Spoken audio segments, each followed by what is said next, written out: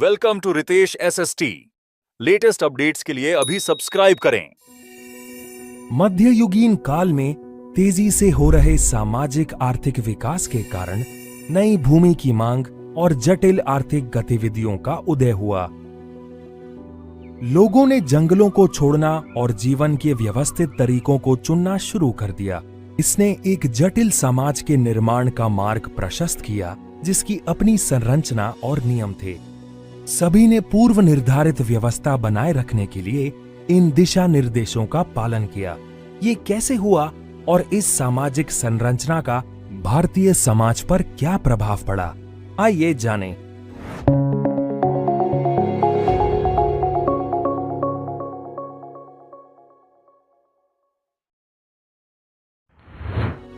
लंबे समय तक पूरे भारत में जंगलों और झाड़ियों को नए आवासों और कृषि क्षेत्रों के लिए साफ किया गया। हालांकि विविधताएं थीं, लेकिन इसका सामान्य रूप से समाज पर जबरदस्त प्रभाव पड़ा। जंगल न केवल जंगली जानवरों और पौधों से भरे हुए थे, बल्कि लोग भी वहां रहते थे। अपने निवास स्थान में होने वाले परिवर्तनों के कारण कुछ वन निवासी दूसरे जंगलों में चले गए, जबकि अन्य किसान बन गए और भूमि पर खेती करना शुरू कर दिया। ये किसान अब एक जटिल समाज का हिस्सा बन गए थे। वे एक नए सामाजिक वर्ग के रूप में उभरे और क्षेत्रीय बाजारों, मुखियाओं, पुजारियों, मठों और मंदिरों के साथ एक विशेष संबंध विकसित किया।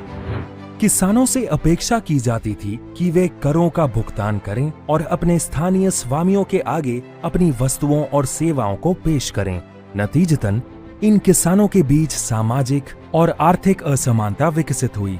इनमें से कुछ किसान उत्पादक भूमि पर खेती करते थे, कुछ अपनी प्रमुख आर्थिक गतिविधि के रूप में मवेशियों को पालते थे। इस बीच कठिन समय के दौरान स्वयं के अस्तित्व को बनाए रखने के लिए कुछ लोगों के लिए कारीगर का काम एक और विकल्प था। विभिन्न समूहों के उद्भव के कारण विभिन्न उपजातियों का गठन हुआ, जिन्हें जाति कहा जाता है। समाज में जातियों की स्थिति पृष्ठभूमि, धर्म, क्षेत्र या व्यवसाय पर निर्भर करती थी। एक ही जाति की अलग अलग क्षेत्रों में अलग अलग स्थिति हो सकती है। उदाहरण के लिए हिमालय में एक चरवाहा जाति को तटीय क्षेत्रों में एक से अधिक विशेष अधिकार प्राप्त होंगे। आज भी भारत में जाति के संकेत पाए जा सकते हैं, क्योंकि उपनाम अक्सर अतीत में एक जाति सदस्यता से प्राप्त होते थे।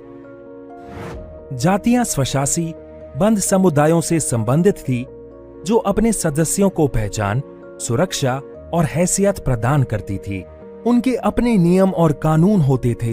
बुजुर्गों की एक सभा थी, जिसे इन आंतरिक कानूनों को लागू करने का काम सौंपा गया था। इस विधानसभा को कुछ क्षेत्रों में जाति पंचायत के रूप में जाना जाता था और इसका विशेष दर्जा भी था। जाति पंचायत को एक विशेष उपजाति के नियमों के साथ साथ उनके अधिकारों, कर्तव्यों और अन्य जातियों के साथ उनकी एकता का भी ध्यान रखना पड़ता था। एक जाति के लोग दूसरी जाति के लोगों से कभी कभार विवाह करते थे। एक ही जाति में लोगों का जन्म और विवाह हुआ और उसी में उनकी मृत्यु हो गई।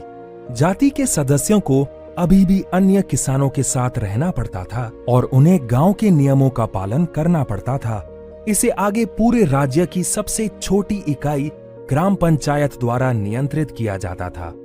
इनमें से कुछ गांवों में एक मुखिया की वह भूमिका होती थी। 1000 वर्षों में भारत का ग्रामीण क्षेत्र वनों और बंजर भूमि से बेहतर बस्तियों और जातियों में बदल गया।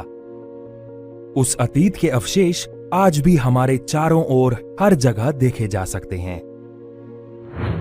आइए सारांश जानें।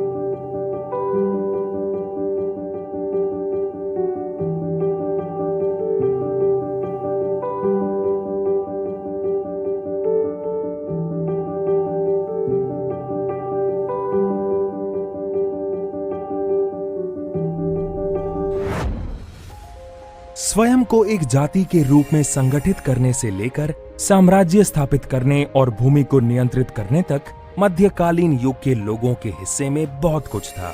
शक्तिशाली क्षेत्रीय साम्राज्य कौन से थे और उनके उदय के क्या कारण थे, हम अगले वीडियो में जानेंगे।